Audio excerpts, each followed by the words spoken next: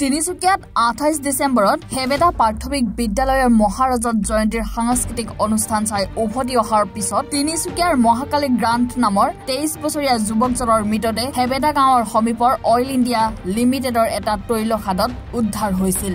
যুৱকজনৰ দেহত প্ৰচণ্ড আঘাতৰ চিন প্ৰত্যক্ষ কৰাত বিপ্লৱ চৌধুৰীৰ পৰিয়ালবৰ্গই হত্যা কৰাৰ সন্দেহ কৰি স্থানীয় বৰডুবি আৰক্ষীৰ থানাত তদন্ত কৰিবলৈ এখন এজাহাৰ দাখিল কৰাৰ লগতে তিনিচুকীয়া জিলা আৰক্ষী অধীক্ষকৰ কাষ চাপিছিল।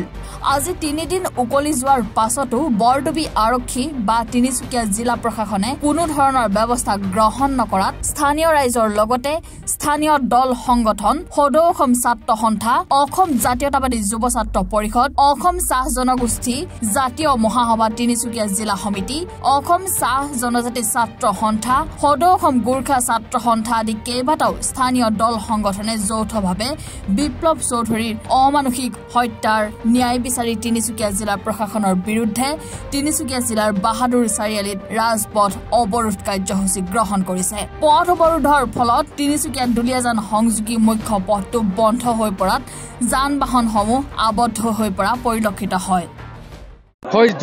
যোৱা ইংৰাজী 29 তাৰিখ 12 আৰু 2024 তাৰিখে যি তৈলৰ খাৰ ওচৰত আমাৰ ভাইটি যি হত্যা হৈ যায়, এতিয়া আজিলৈকে পুলিচ প্ৰশাসন বা অসম চৰকাৰে একো গুৰুত্ব বা একশ্যন লোৱা নাই। সেইকাৰণে আমি ধিক্কাৰ জনাইছোঁ।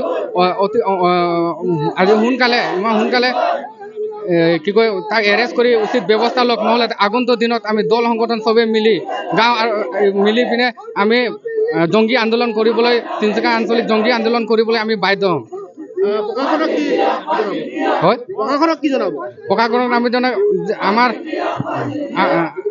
এতিয়ালৈকে যোনটো 29 তাৰিখে যোনটো ঘটনা ঘটি গ'ল, এতিয়ালৈকে পুলিচ প্ৰশাসন বা অসম চৰকাৰে একো তদন্ত কৰা নাই বা একো কৰা নাই।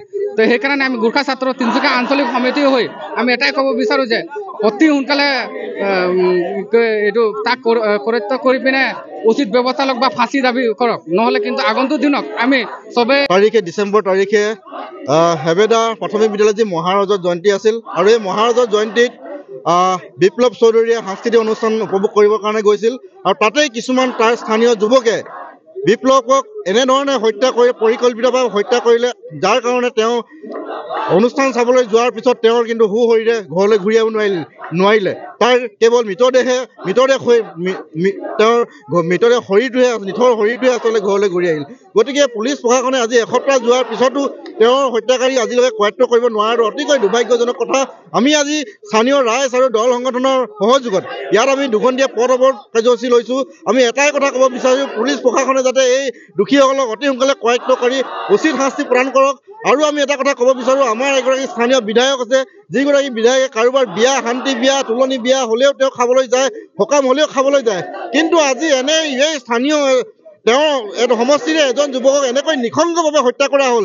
তাৰ পিছতো কিন্তু বিধায়কজনে এবাৰ খবৰ ল'বৰ কাৰণে সময় নহ'ল। গতিকে আমি বিধায়কগৰাকীক ধিক্কাৰ জনাইছোঁ, পুলিচ প্ৰশাসনক ধিক্কাৰ জনাইছোঁ। আৰু 48 ঘণ্টাৰ পিছত যদি তেওঁলোকে এইসকল দোষী কৰায়ত্ব নকৰে, তেন্তে কিন্তু আমি পুলিচ বৰডুবি আৰক্ষী থানাক ঘেৰাও কৰিবৰ কাৰণে কিন্তু বাধ্য হ'ম।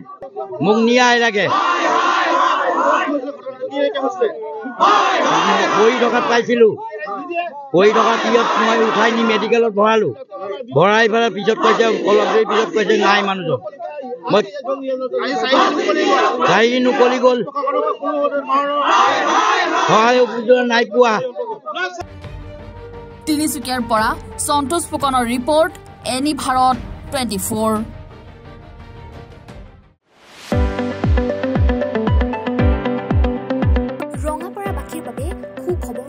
আপুনি যদি দুচকীয়া বাহন ল'ব বিচাৰিছে তেন্তে এতিয়াৰে পৰা আৰু চিন্তাৰ কোনো প্ৰয়োজন নাই।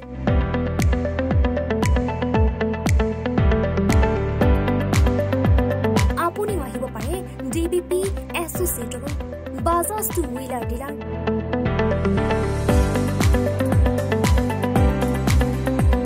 আমাৰ ঠিকনা ৱাৰ্ড নং 8 ঠাকুৰবাৰী ৰোড, ডাকঘৰ, ৰঙাপাৰা, জিলা শোণিতপুৰ। আমাৰ যোগাযোগৰ নম্বৰ 9435707133 9707967285285। কৰিছে।